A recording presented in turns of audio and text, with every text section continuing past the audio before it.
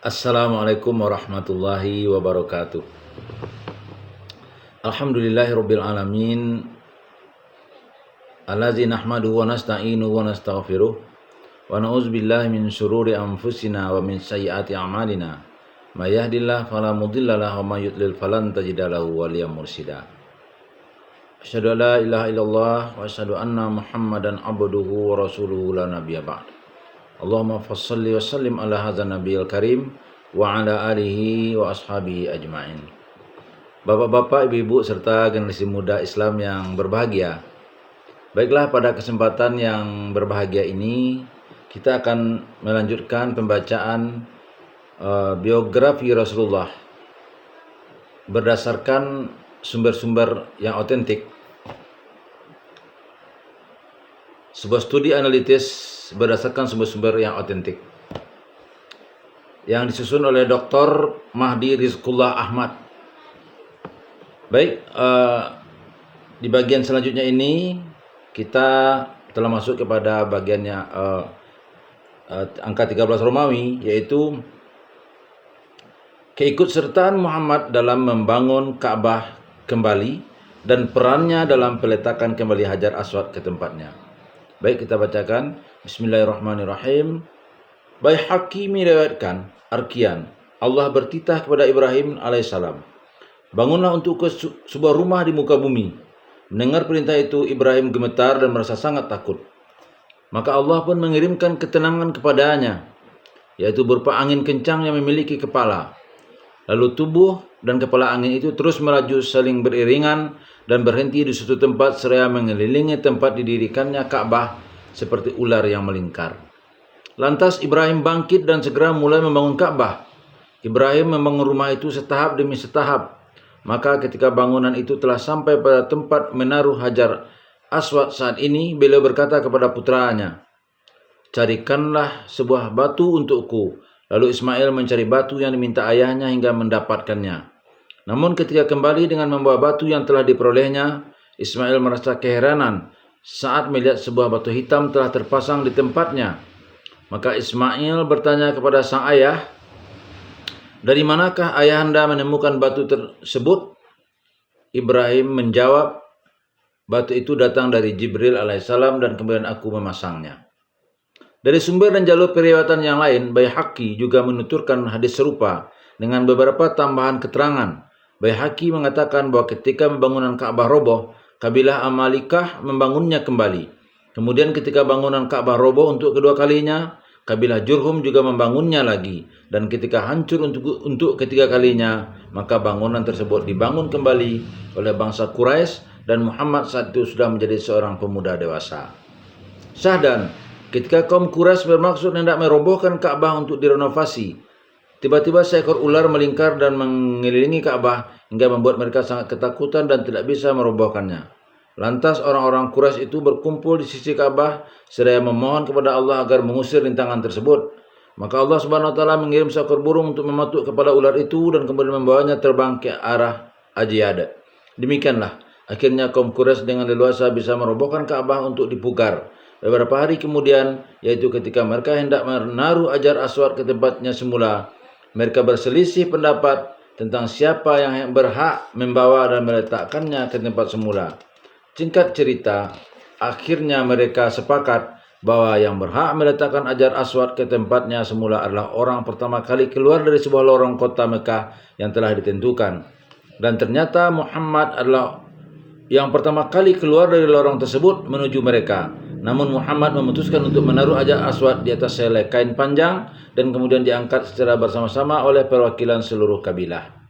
Sedangkan Ahmad dan beberapa ahli sejarah hidup Nabi Shallallahu Alaihi Wasallam yang lain menuturkan, pada saat kaum Quraisy berselisih pendapat tentang siapa yang berhak meletakkan kembali Hajar Aswad di tempatnya semula, segolongan dari mereka berkata, kita harus mencari seorang penengah.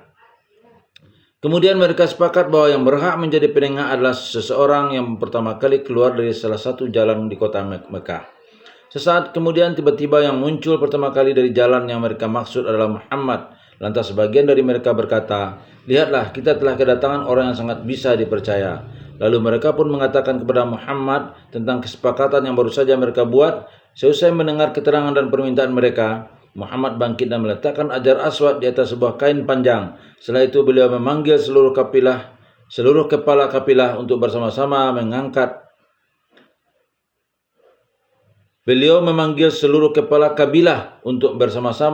Hajar Aswad ke tempatnya. Terlihat para kepala kabilah itu memegang tepi kain tersebut dan kemudian berjalan menuju ke dekat Ka'bah. Lalu mereka berhenti dan kemudian Muhammad mengambil Hajar Aswad itu dengan kedua tangannya dan meletakkannya kembali ke tempat semula.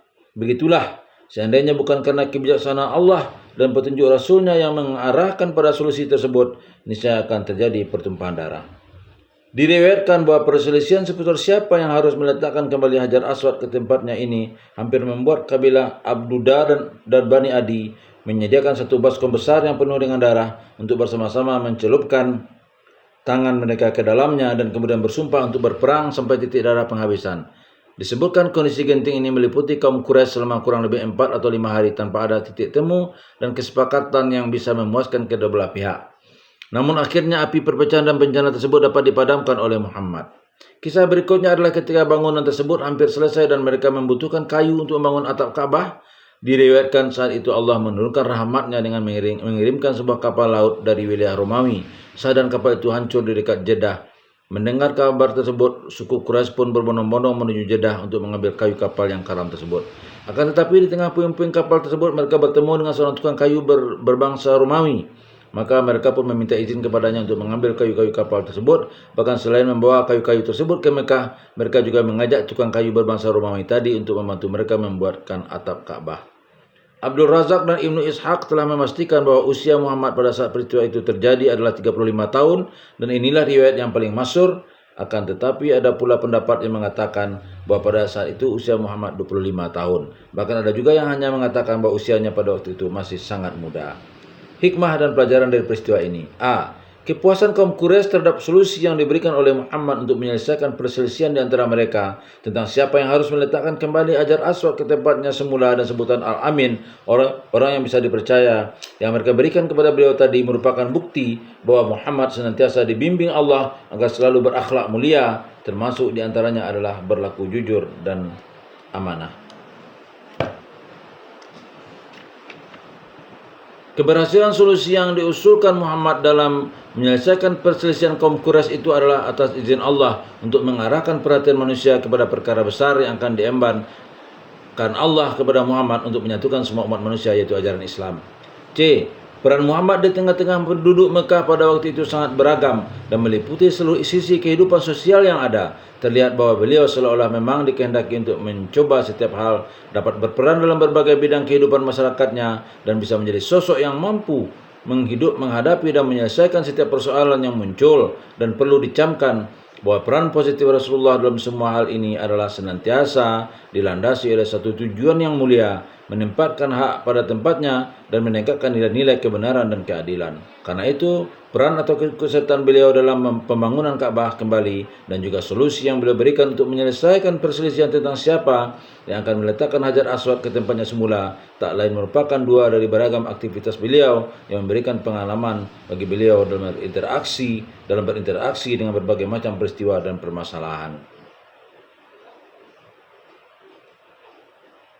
17. Maksud kami 16. Tanda-tanda kenabian Muhammad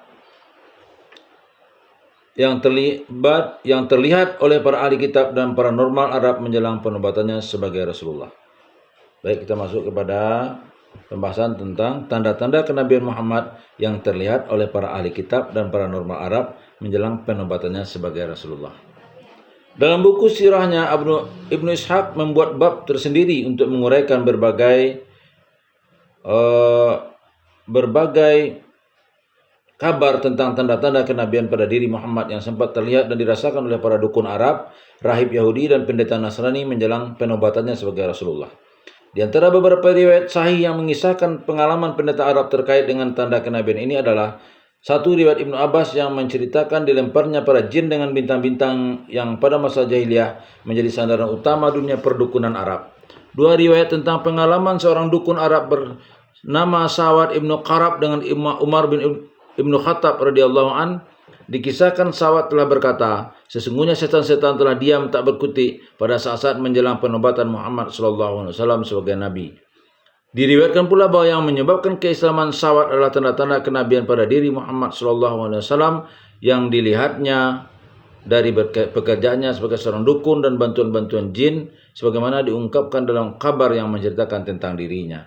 Dan terkait dengan pengetahuan kaum Yahudi tentang akan diutusnya Muhammad, Ibnu Ishaq meriwayatkan Sahdan, suatu ketika seorang Yahudi yang bertetangga dengan Bani Abdul Ashhal menjelaskan kepada mereka tentang adanya hari kebangkitan dan pemberian balasan. Akan tetapi mereka mengingkari hal itu dan memintanya untuk memberikan bukti akan kebenaran hal itu. Maka ia pun berkata, lihatlah, niscaya tak lama lagi akan diutus seorang nabi di sekitar negeri ini.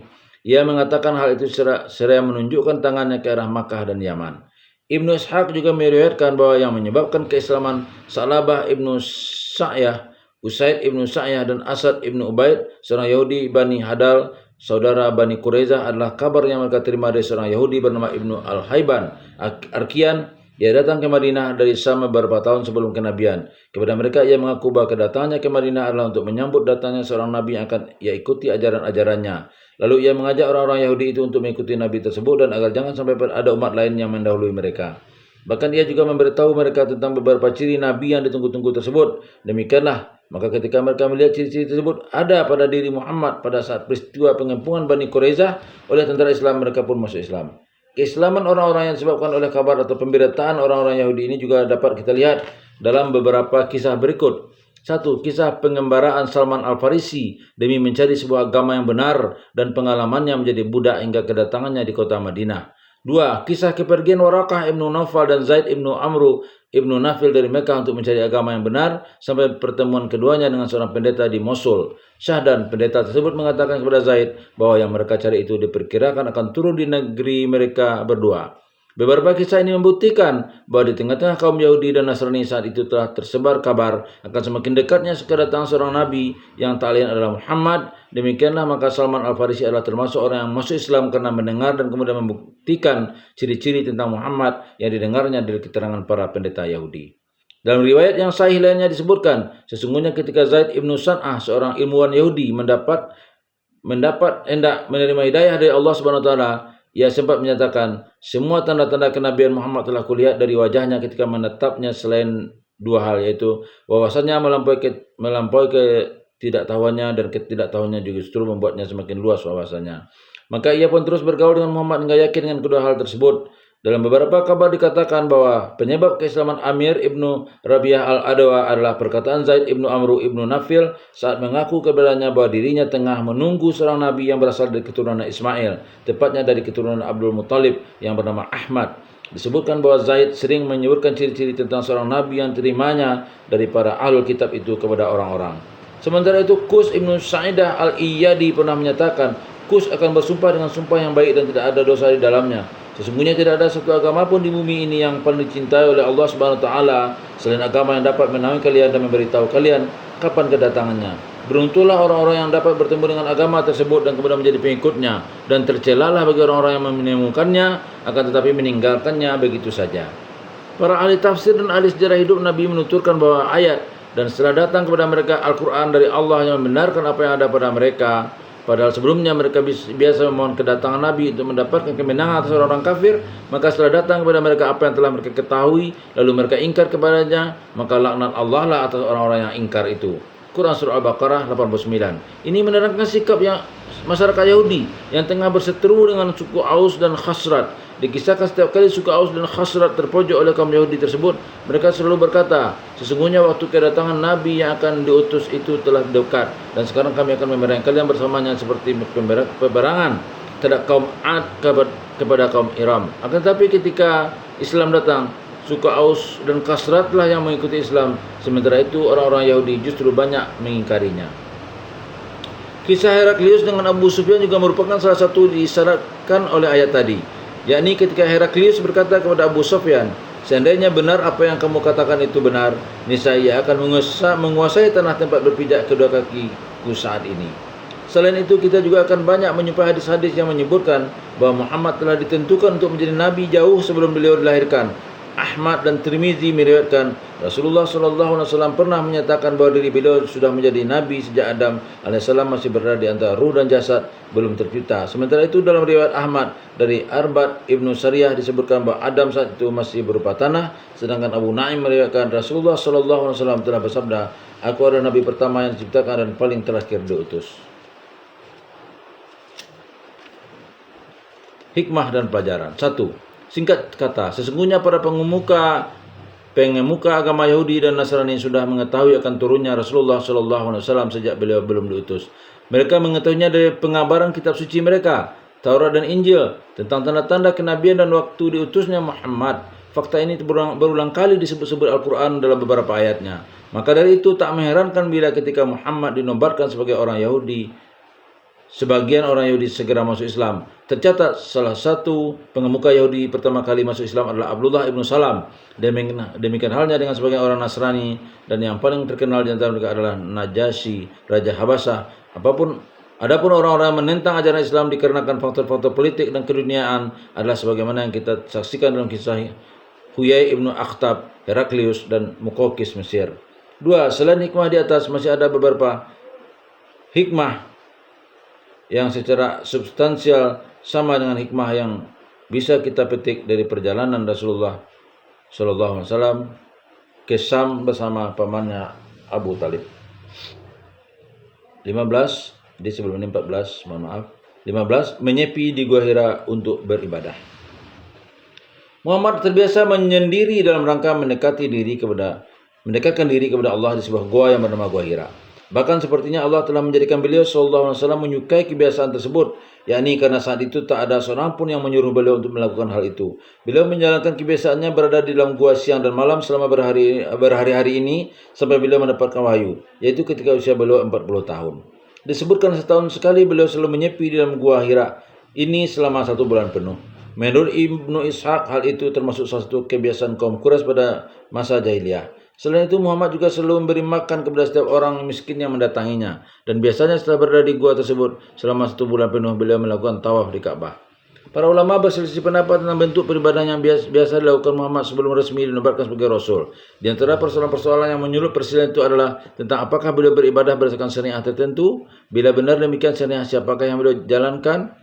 Konon beliau mengikuti syariat Nabi Nuh alaihissalam. Disebutkan juga bahwa beliau mengikuti syariat Nabi Ibrahim alaihissalam. Pendapat ini yang paling masyhur dan paling kuat. Selain itu ada pula yang mengatakan bahwa beliau saat itu menjalankan syariat Musa alaihissalam, dan sebagian lain mengatakan ajaran Isa alaihissalam. Bahkan ada pula pendapat yang mengatakan bahwa semua ajaran yang dipandang disyariatkan maka beliau amalkan. Dan karena terbatasnya ruang dan waktu, pembicaraan masalah ini akan kita bahas dalam bab yang lain.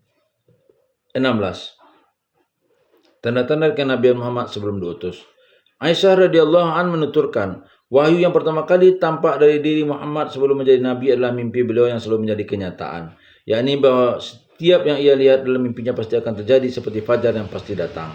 Tanda kenabian berikutnya adalah kebiasaan beliau yang senang menyendiri di Gua Hira untuk beribadah selama beberapa malam.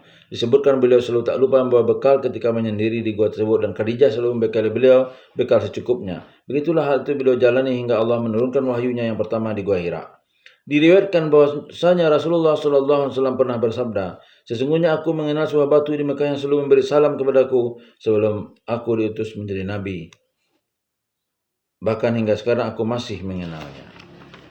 Riwayat lain menuturkan Syahdan, sebelum diutus menjadi nabi, beliau pernah didatangi oleh 2 malaikat di dekat sebuah sungai kota Mekah. Kemudian salah seorang malaikat itu berkata kepada yang satunya, timbanglah ia Muhammad dengan seorang manusia. Lalu malaikat yang satu itu menimbangnya, dan ternyata Muhammad lebih berat. Maka ia pun terus menambah jumlah pembandingnya hingga Muhammad ditimbang dengan 1000 umatnya dan tetap lebih berat. Kemudian malaikat yang pertama tadi berkata kepada yang kedua, bahkan seandainya aku menimbangnya dengan seluruh umatnya pun, niscaya ia akan tetap lebih unggul. Setelah itu salah seorang dari mereka berkata kepada yang lainnya, bedahlah perutnya. Maka malaikat yang kedua pun segera membedahnya. Lantas keduanya mengeluarkan salah satu bagian tubuh yang biasa ditempati oleh setan dan kemudian membuangnya. Setelah itu salah seorang dari keduanya berkata, bersihkanlah perutnya seperti membersihkan sebuah wadah. Maka dibersihkanlah perut Muhammad. Setelah itu keduanya minta kepada Allah agar diturunkan ketentraman untuk mereka masukkan ke dalam hati Muhammad. Kemudian salah satu dari keduanya berkata, jahitlah perutnya. Maka yang diperintahkan pun mengerjakannya, dan sebelum pergi kedua sempat memberikan sebuah cap tanda di antara kedua pundaknya. Lalu mereka pun meninggalkan Muhammad. Riwayat lain menceritakan suatu hari Muhammad pergi meninggalkan dari rumah Khadijah untuk suatu keperluan. Tak lama kemudian beliau kembali dan mengabarkan kepada Khadijah bahwa beliau baru saja melihat perutnya dibedah, disucikan dan dibersihkan dan kemudian dikembalikan seperti semula. Maka Khadijah pun berkata, sungguh demi Allah itu adalah sesuatu yang baik, maka berbahagialah. Suatu ketika Muhammad berkata kepada Khadijah, sesungguhnya aku baru saja melihat cahaya dan mendengar sebuah suara. Aku khawatir jangan-jangan diriku telah kerasukan jin. Mendengar hal itu, Khadijah berkata, sekali-kali Allah tidak akan pernah melakukan hal tersebut kepadamu, wahai putra Abdullah. Setelah berkata demikian, Khadijah menemui Waraqah ibnu Naufal dan menceritakan seluruh kejadian yang dialami oleh suaminya. Maka Waraqah pun berkata, bila kamu percaya padaku, maka sesungguhnya itu adalah wahyu, sebagaimana wahyu yang pernah diturunkan kepada Musa AS. Dan seandainya aku masih hidup saat Nabi yang ditunggu-tunggu itu diutus, niscaya aku akan membantu, menolong, dan mengimaninya. Hikmah dan pelajaran. A. Sesungguhnya tanda-tanda dan mukjizat yang terjadi pada diri Muhammad sebelum diutus menjadi Nabi itu merupakan tanda-tanda yang menunjukkan kelebihan beliau dibanding para penganut agama Ibrahim lain yang hidup sejaman dengannya. Selain itu juga menjadi pertanda bahwa Allah Subhanahu wa taala tengah mempersiapkan beliau untuk mengemban suatu amanat yang agung dan suci. B. Pembuktian dan pengukuhan bahwa mimpi yang menjadi kenyataan adalah salah satu dari 46 tanda-tanda kenabian, yakni karena dari wahyu Allah yang turun selama 23 tahun itu, 6 bulannya adalah berupa mimpi. C. Dianjurkannya kepada setiap muslim untuk melakukan pengasingan diri selama beberapa waktu dalam rangka memikirkan dan merenungkan kondisi sosial masyarakatnya yang tengah carut marut dan penuh dengan kerusakan. Dan perlu dicatat bahwa pengasingan diri dari masyarakat dalam waktu yang sangat lama seperti yang dilakukan oleh umat-umat lain adalah bertentangan dengan sunnah Rasulullah SAW. Sebab Rasulullah SAW sekalipun tidak pernah melakukan hal itu, bahkan Rasulullah SAW telah bersabda, seorang mukmin yang bergaul dengan orang lain, masyarakat dan sabar atas perlakuan buruk mereka, niscaya pahalanya lebih besar dibandingkan dengan orang-orang yang tidak bergaul dengan masyarakat dan juga tidak sabar atas perilaku buruk mereka. Selanjutnya beliau menegaskan, seorang mukmin itu senang bermasyarakat dan disukai, dan sungguhnya tidak ada kebaikan pada diri orang tidak bermasyarakat dan tidak disukai, dan sebaik-baik manusia adalah yang paling bermanfaat bagi mereka. Baik, itulah yang baru dapat kita bacakan pada kesempatan yang berbahagia ini. Mudah-mudahan kita lanjutkan nanti pada bagian selanjutnya dengan judul yaitu yang ke-17, turunnya wahyu. Ini juga penting sekali, insyaallah kita sama-sama ketahui. Bila taufiq wa hidayah. Assalamualaikum warahmatullahi wabarakatuh.